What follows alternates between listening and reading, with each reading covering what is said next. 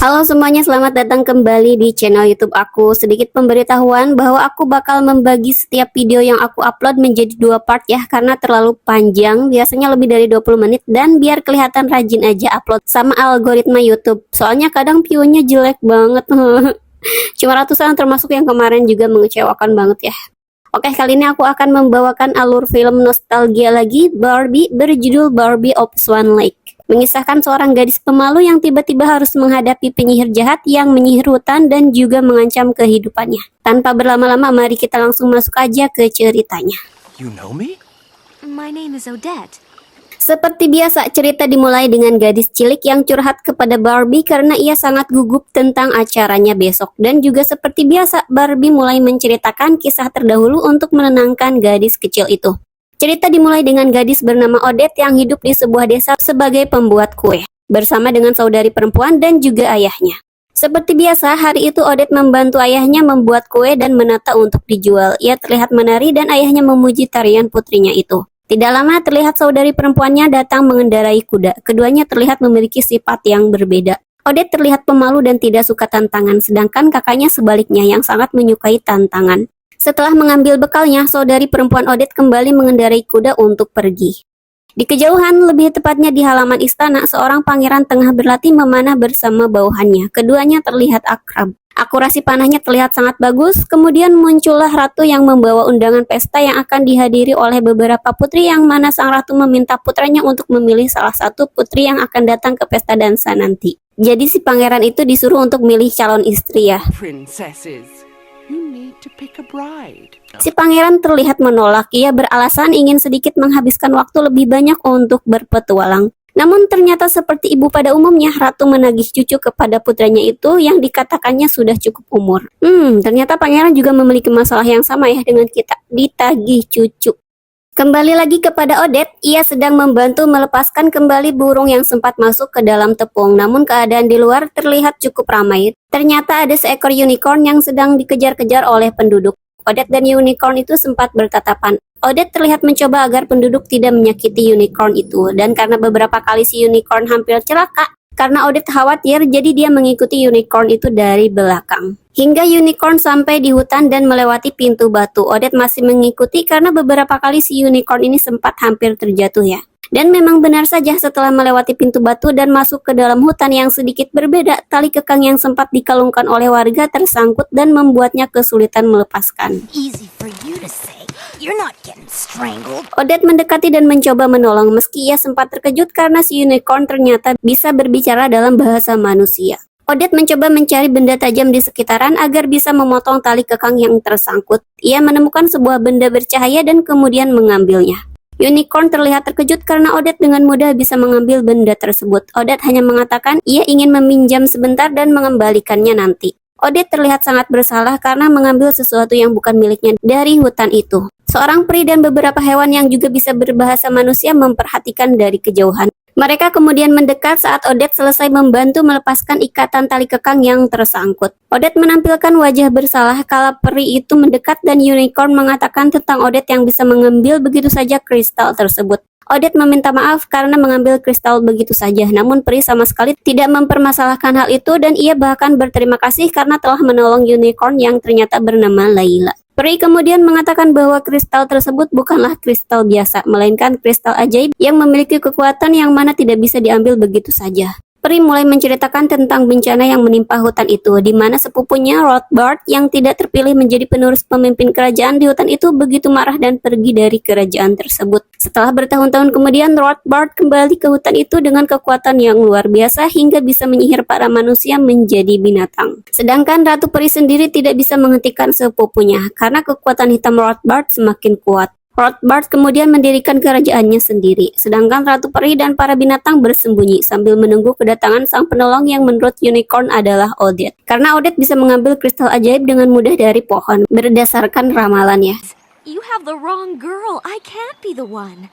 Namun meski ingin menolong, Odette merasa dia bukanlah orang yang tepat dan kemudian mengembalikan kristal ajaib itu kepada Ratu Peri. Ratu Peri sama sekali tidak keberatan karena tugas itu memang sangat berbahaya. Para binatang terlihat sedih. Mereka tidak sadar bahwa ada dua gagak yang memperhatikan dari atas pohon. Di sini Layla sedikit tidak percaya kalau si Odette itu akan menjadi penyelamat mereka. Odette diantar oleh Layla. Namun belum sampai di pintu keluar dari hutan itu, terlihat dua ekor burung terbang mendekat dan kemudian mendarat tepat di hadapan Odette dan Layla. Ternyata burung itu adalah jelmaan dari Rothbard dan putrinya. Rothbard datang karena menerima laporan bahwa seorang gadis mencabut kristal ajaib begitu saja dari pohon. Layla sama sekali tidak terlihat takut dan bahkan mengejek Rothbard. Berbeda dengan Odette yang terlihat waspada dan takut-takut ya. Untuk mencegah ramalan terjadi, tanpa berbasa-basi Rothbard langsung menyihir Odette menjadi hewan yang tidak lain adalah angsa. Odette terlihat begitu sedih melihat tampilannya. Layla mencoba menolong Odette dengan mengalihkan perhatian Rothbard agar Odette bisa terbang kabur. Ratu Peri datang, ia kemudian memberikan mahkota yang disempilkan kristal ajaib di dalamnya. Sang Ratu Peri berkata bahwa kristal itu bisa mencegah sihir Rothbard agar tidak melukai Odette. Rothbard yang melihat hal itu meremehkan perkataan Ratu Peri, karena sebelumnya Ratu Peri kalah dalam hal kekuatan dengannya. Rothbard kemudian mulai mengeluarkan sihirnya dan berniat menghabisi Odette yang sudah berubah menjadi angsa. Namun ternyata sihirnya sama sekali tidak bekerja. Berkat kristal ajaib yang dikenakan Odette, sihir tersebut malah berubah jadi butiran cahaya yang indah. Rothbard maupun Ratu Peri terlihat terkejut. Kemudian Ratu mengusir Rothbard dari sana. Rothbard pergi dengan wajah kesal. Setelah kepergian Rothbard, Odette meminta Ratu Peri untuk mengembalikan tubuhnya seperti semula. Namun Ratu Peri mengatakan ia tidak bisa melakukan hal itu. Ratu Peri hanya bisa mengubah wujud Odette seperti semula saat malam tiba. Hal ini juga dilakukannya kepada para binatang lain yang ternyata mereka semua adalah manusia awalnya sebelum terkena sihir Rothbard. Saat matahari terbenam, para binatang termasuk Odette kembali ke bentuk manusianya. Ia terlihat senang. Meski begitu, Odette akan kembali ke wujud angsanya esok hari, saat pagi hari tiba ya. Oleh karenanya, Odette bertekad untuk mematahkan manta Rothbard selamanya. Kemudian Ratu Peri memberitahukan bahwa cara untuk melakukan hal itu ada di sebuah buku hutan, yang mana menurut para binatang lain, buku itu ada di bagian hutan yang menakutkan yang dijaga oleh troll. Ratu Peri memberikan sebuah daun untuk dibawa Odette sebagai tanda bahwa Odette dan Layla adalah utusan Ratu Peri. Odette dan Layla pergi. Danger? Troll? I'm your girl. Di dalam istana, Pangeran Daniel terlihat penasaran dengan sebuah paket yang menurut bawahannya adalah paket yang tidak penting. Ternyata paket itu berisi peta dalam bentuk kotak, sebuah hal yang membuat Pangeran ingin menjelajahi wilayah di peta itu. Kembali lagi kepada Odette dan Layla yang tengah berjalan, mereka sampai di sebuah tempat yang dipenuhi jamur dan terdapat sebuah pintu yang terbuka saat daun dari Ratu Peri didekatkan. Odette terlihat agak ragu untuk masuk ke dalam. Di saat bersamaan, saudari Odette dan ayahnya terlihat begitu khawatir karena Odette hilang. Kembali lagi kepada Odette dan Layla yang masuk ke dalam rumah itu, ada banyak tumpukan buku di sana dan pencahayaannya yang cukup minim.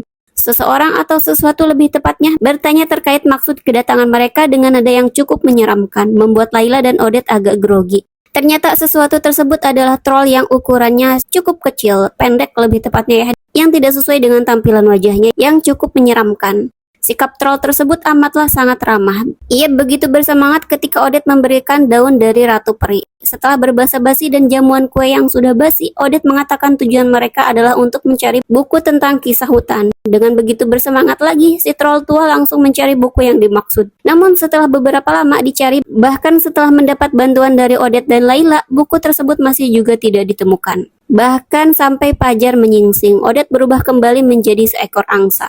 We haven't been looking that long. Are you kidding? Beralih ke tempat tinggal Rothbard, putri Rothbard Odile terlihat mengeluh karena bosan. Sedangkan Rothbard sendiri tengah memikirkan cara menyingkirkan Odette dan kristal ajaib. Sebuah perkataan Odile yang tidak sengaja terucap membuat Rothbard memiliki ide. Ia hendak menuntun seekor pemburu untuk memburu angsa di hutan itu. Di saat bersamaan, Pangeran Daniel masuk ke dalam hutan. Ia melihat seekor burung dan mengikutinya. Burung itu adalah perwujudan Rothbard yang sengaja menuntun pangeran masuk ke dalam hutan di mana Odette tinggal. Odette dan para binatang lain terlihat sedang bersantai. Mereka diganggu Rothbard dan mulai panik. Odette terbang ke sana kemari, dituntun secara paksa oleh Rothbard ke tempat di mana Odette bisa terlihat oleh pangeran yang mulai hendak memanah. Pangeran hampir saja melepaskan panah, namun ia tidak jadi melakukannya karena terpukau dengan kecantikan angsa. Dan di saat bersamaan, matahari mulai terbenam, dan pangeran secara tidak sengaja menyaksikan perubahan angsa tersebut ke bentuk manusia yang tidak lain adalah Odette. Pangeran Daniel mendekat dan bertanya, "Siapa kamu?" Odette yang mengenali wajah pria di hadapannya adalah pangeran langsung membungkuk hormat. Keduanya saling kaget. Odette kaget mengapa pangeran ada di sana dan pangeran kaget karena Odette tahu siapa dirinya. Termasuk karena Odette bisa berubah menjadi manusia ya. Keduanya berkenalan. How did you get here? Your Highness.